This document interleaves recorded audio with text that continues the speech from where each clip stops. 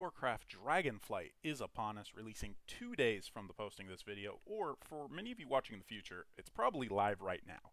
And if you're watching this video, you're probably interested in getting an opinion on which classes, which specs specifically, are what you should be looking at, what you should be thinking about playing. If you're like me, a recovering altaholic, you may have a lot of classes that are ready to play, a lot of characters that you could dive in on, but trying to pick the right one or trying to pick the right secondary, third, right? Trying to pick which one to do first, second, third, whatever, might be a little difficult. Every time a new expansion comes out, lots of things get shaken up, and while Blizzard probably intends all of their changes to be good things, we know from playing the game they aren't always. Some classes are going to change for the better, some are changing for the worse, and there's a lot of noise out there on what you should be doing. This tier list is going to be pretty much an amalgamation of a lot of different opinions that I've seen out there online, as well as my own gameplay. As a recovering altaholic, I have been using a lot of my old characters to play a lot of different stuff in the pre-patch, as well as I have looked into how these specs are going to look both in PvP and PvE. Though, if I'm being honest, this tier list is going to focus more on PvE. We're going to go through every single spec in the game: healer, tank, ranged DPS, melee DPS, including the Dracthyr at the very end, so make sure you stick around for that. If you are a fan of tier list videos like this, I make tier list videos every single day, or at least every single day while I'm not on a bit of a break. Pretty much, I think we have over 400 at this point. We do World of Warcraft gaming, other stuff. If that sounds interesting to you, consider subscribing. But either way, your viewership does mean a lot to me. Let's go ahead and get into our rankings. Quick thing here before we get into them.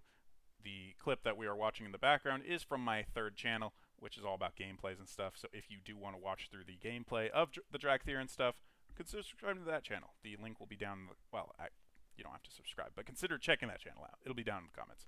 Now, without further ado, let's get into it. Start off by talking about Death Knight, and we may jump around because with Death Knight we will have to talk about Blood, which is a tanking spec, and I will be comparing tanks and I will be comparing healers as we go through. Realistically, we could have probably split these into multiple tier lists, but I didn't think that far ahead. So we're going to do one tier list for all of the specs, and you'll notice Dracthyr is not on here yet. We will talk about the Evoker specs at the end. So Blood Death Knight is, well, it's a tank. You can definitely level with it. It's obviously not meant for DPSing, but it's definitely not the worst tank out there. It's a self-healing juggernaut. It can just continuously heal itself. If you do use it for leveling, it's great at that. I'm going to go ahead and put it in the B tier. Obviously, if you're running Mythic dungeons, or I guess any dungeons, you're running raids, you need a healer, you need a tank. So these aren't things that you can just say, oh, no, they suck, we don't need one. But there are definitely better options than others. I'm going to go ahead and put Blood Death Knight in the B tier. And the other two Death Knight specs, I think, personally, I find a little more fun to play. Depends on your opinion on tank versus DPS gameplay. Unholy and Frost are both going to be very, very good DPS-wise. Unholy specifically might be one of the best DPS specs in the game, especially looking at the melee options. There's a couple there that might challenge it, but Unholy really, really is looking very nice coming up in this expansion. Continuing on here with Hunter, which is my personal main, always been my personal main. Cue a lot of jokes coming in here. I think Beast Mastery is going to be a B tier spec. I think that it being very, very easy to play can be a good or a bad thing. I think that Beast Mastery being the best of the Hunter specs is not that great of a thing, but that is the reality that we're at right now. So when we look at survival, you look at marksman, they're definitely viable. You can play as them, but I definitely would not put them higher than C tier. They're very, very much an average spec. There's not a lot to them. And if you're going for just sheer DPS output, survival is definitely going to be the play. If you're looking at more PvP, which is not really the focus of this video, but even in PvP, I think Beast Mastery has some boons over Marksmanship Hunter. They definitely have a lot more options, a lot more customization with the exotic pets. So yeah, B tier on Beast Mastery. On the fun scale, or the I don't want to think about my gameplay, maybe an A tier, but not everybody likes that style of gameplay. That's obviously very subjective, so I'd go ahead and put B tier for Hunter, at least Beast Mastery Hunter. The other two go in C tier. All right, Demon Hunter up next. I mentioned earlier that with Demon Hunter, I mentioned earlier with Death Knight that there was a couple classes that might be challenging Unholy Death Knight. and Demon Hunter is going to be one of them. Now, despite playing Demon Hunter for years and years, I struggle knowing which picture is which, so I'm going to say that's Havoc, and I'm going to say this is Vengeance, but either way, they're both going into S tier. Vengeance is one of the best tanks in the game. They have fantastic mobility, fantastic, well, kind of fantastic everything, right? But specifically, they have fantastic mobility. They have a lot of defensive abilities that you can kind of just rotate through. The damage output always feels great. You can always just continue to batter your enemy, and you feel like you're doing something despite you are being the tank. You really feel like you're doing damage with them. And then Havoc are just monsters, always has been. The mobility makes them so fun to play as well. And fun is part of our kind of rankings here, right? This isn't just about DPS. This is about how fun or how enjoyable I think these classes will be to play. And I think both Demon Hunters will be S tier. I think if you like a Demon Hunter style of gameplay, then by all means, go out and do it. Because this, as it was in some previous expansions, will be a very, very fun expansion to play Demon Hunter in. Moving on to one of the most, shall we say, they can do whatever they want classes of World of Warcraft, we have the Druids. Feral is looking pretty good in this expansion. I'd say A tier. It did get some revamps in Dragonflight that I think will benefit it. So if you, like me, have not really liked Feral gameplay as of late, I think Feral could be a really good option. Talking about tanks, the bear form for Druids, Guardian Druids, are, I mean, they're not bad. You can tank with a Guardian Druid. There are certain things they do very well, including AoE. They do that very well. But they lack the mobility, and they lack the some of the defensive cooldowns, some of the utility that some of the other tanks do. In fact, I think Blood Death Knight is just a step up on Druids, so we can actually move them up into A tier there. For the healers, talking about Resto Druid, we are going to put them in S tier. They are one of the best healers in the game. Obviously, with healing specifically, and this goes for tanking and DPS too, but with healing more than anything, whether or not you're doing Mythic Plus, whether you're doing raiding, whether you're just leveling, doing open world stuff with a group or not, depending on what you are doing can really affect how you rank them. But overall, I'd say that Resto Druid is one of the best ones. They bring a lot to your party. The only thing is you definitely have to hit your cooldowns. You definitely have to make sure you are hitting your big spells, or else you might be falling behind there. You also are not going to do a whole lot of damage as a resto, but you're a healer, so that, I mean, that probably doesn't matter. But probably not the thing you want to level with. Balance is looking pretty good this expansion as well. I have been playing it. I was told it was going to feel a lot better, and it doesn't. It feels better, but it doesn't blow me away yet. I'm going to put it in B tier. I think it's an option for sure, but I don't know that it's going to feel as good as the revamped Feral will. I'm going to go ahead and put Balance in B tier. As for Monk, Brewmaster, always going to be a great option because of the unique utility that monks provide.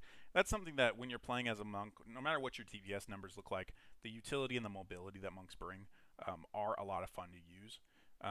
So I'm going to go ahead and put A tier on Brewmaster there. With Windwalker, I'm going to go ahead and put it in B tier.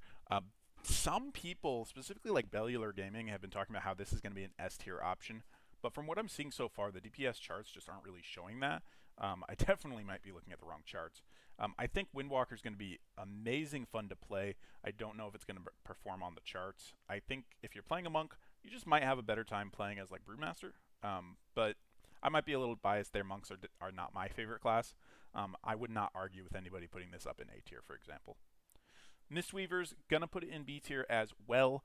Mistweavers, I just don't think they are the most equipped healing spec moving forward. You can struggle with mana management, and you can definitely, if you don't know what you're doing with a Mistweaver monk, you can definitely struggle to get started. But just like with other monks, they're extremely mobile, and they do have a lot of fun things to do. So B tier, definitely not bad. Moving on to Mage, we can go ahead and put Fire Mage into C tier. Fire Mage is always going to be something, if you really love the gameplay, the crit nature of Fire Mage, you're going to like it. There's certain things Fire Mage does incredibly well, and there's certain things it does incredibly poorly. For example, PvP would be one thing it does very poorly, at least most PvP settings, I would say.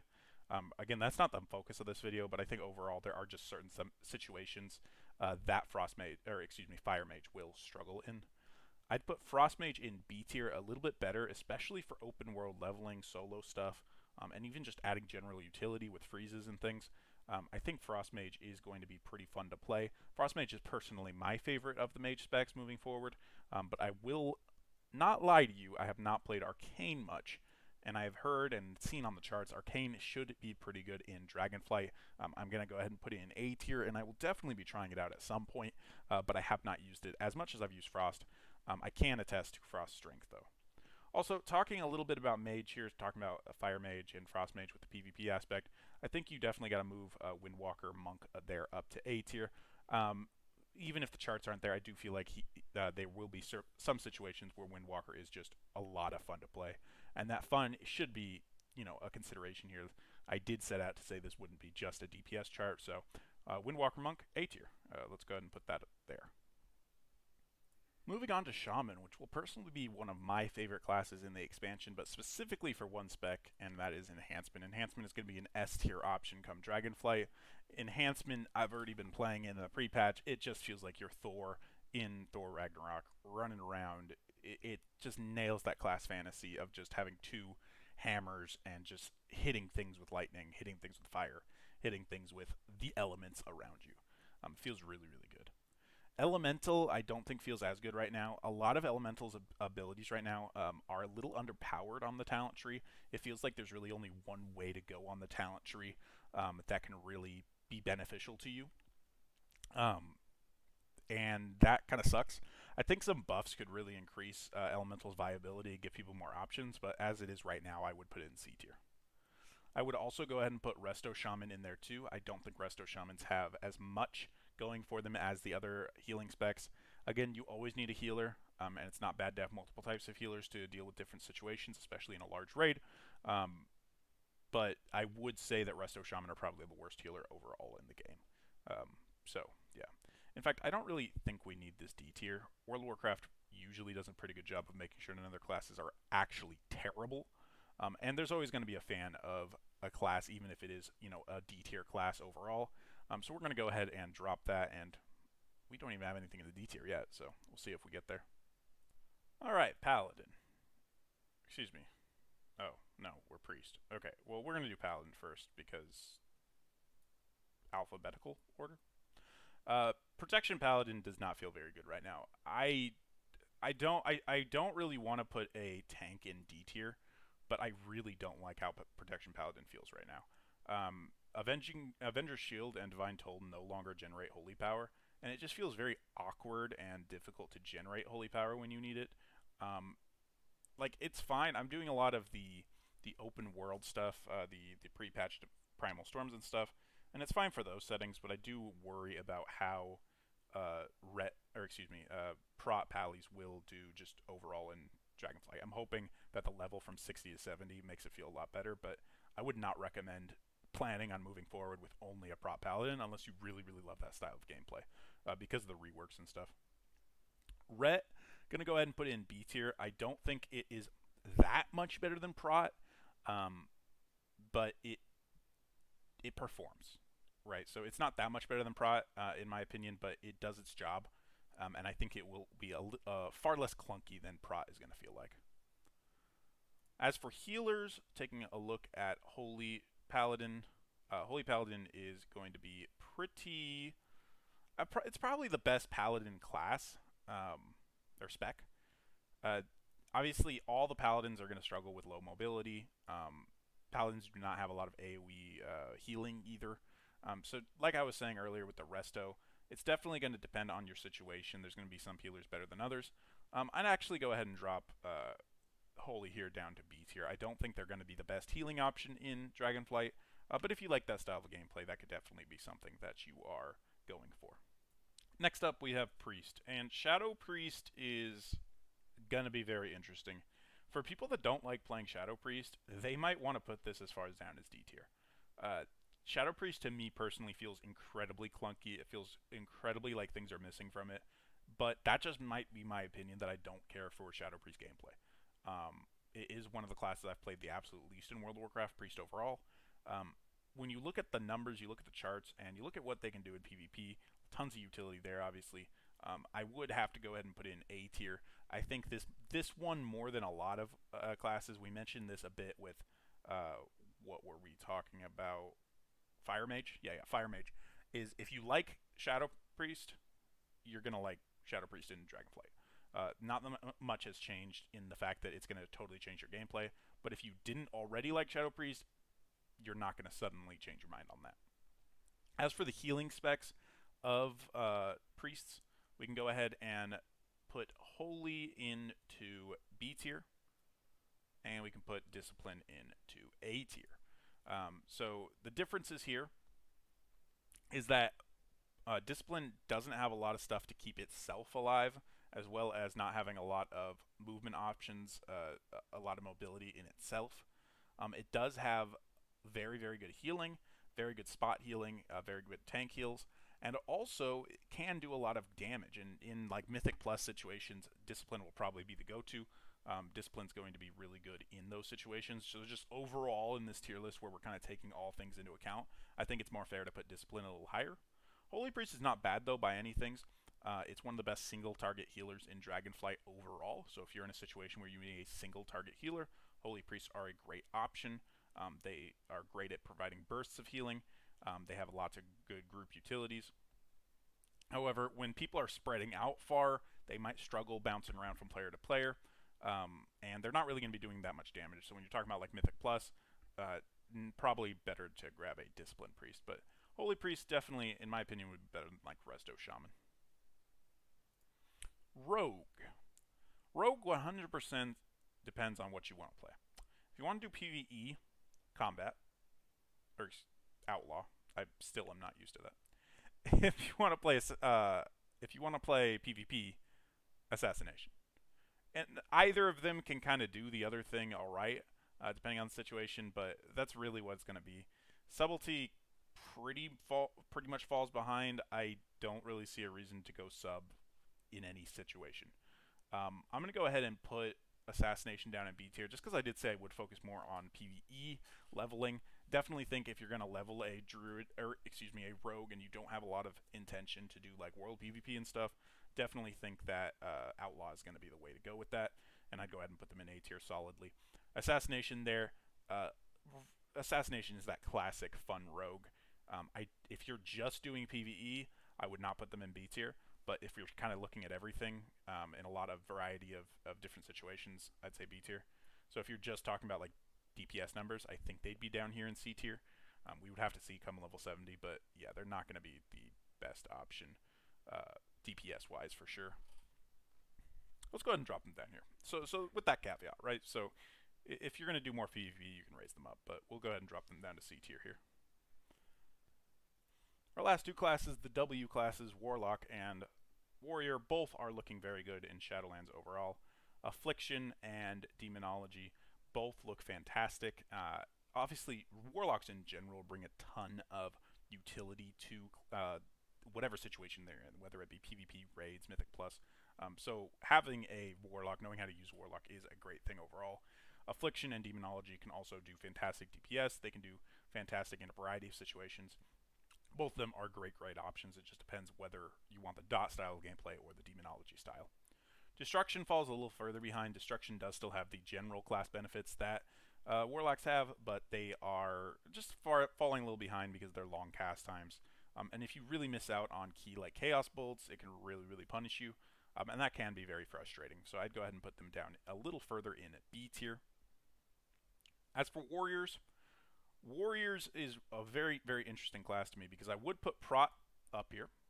Very great mobility, kind of great everything if we're being honest. They have the best defensive kit that any tank has.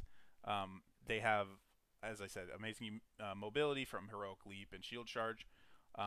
There is a lot of customization you can have with their talent tree to go a more damage-based or a more damage mitigation-based. Prot Warriors are going to be incredibly fun in this expansion. I would say the same thing as well about Arms Warriors. Arms Warriors are also going to be a lot of fun in this expansion. I think they're one of the best classes to play. I'm really very excited for them as well. With Warriors, not a lot changed. They just got better.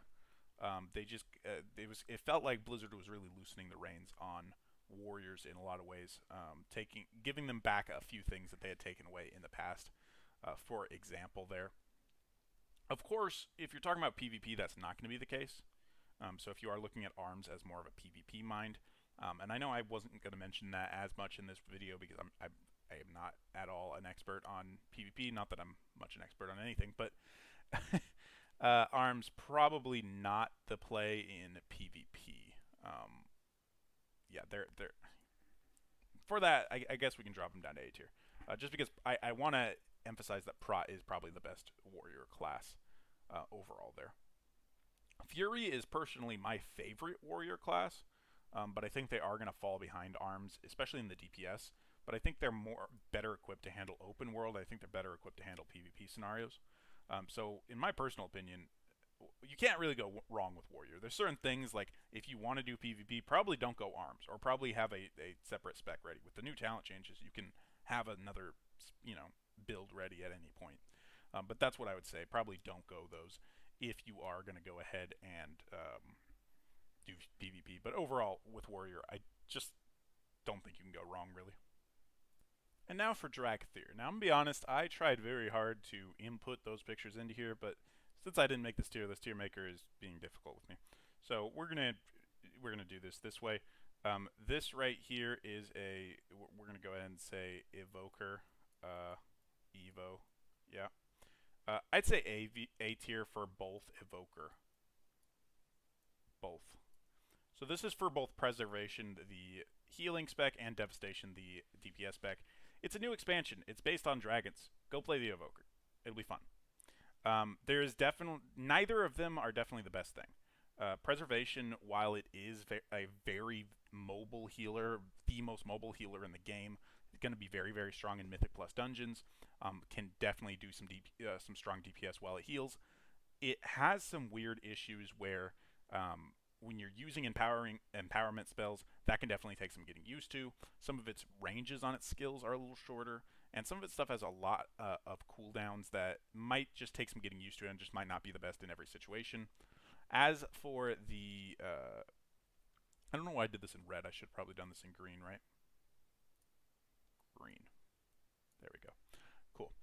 As for Devastation, Devastation is going to be a lot of fun to play. It's not the highest DPS on the charts. It's not the highest DPS in PvP. There's nothing in the game that it's like, oh yeah, it's the single best thing at that. Other than the new utility it brings, the new fun aspect of playing a new class. So for both Evokers, I would go ahead and put them in A tier. Check the charts later if you do want something that's like the very best DPS or PvP wise. But I would say Evoker are an A tier option for you to play just because they are brand new. And it just really fits the fantasy of this expansion. I think it's going to be a lot of fun to play. And with that eloquent addition in my handwriting there, that is all of the specs in World of Warcraft. Shadowlands ranked. I said Shadowlands. Dragonflight. We are in Dragonflight now. In fact, we will be 2 days after this video goes live. If you're watching this in the future, it probably already is.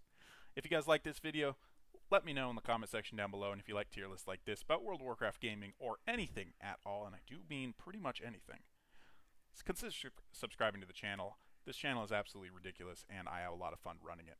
And if you have made it to this point, very much appreciate you watching, whether you subscribe or not. Very much appreciate that. I hope you have a fantastic day, and I hope you are going to enjoy Dragonflight, whether it's coming out tomorrow for you or it's already out. Again, thank you for watching. Have a great day.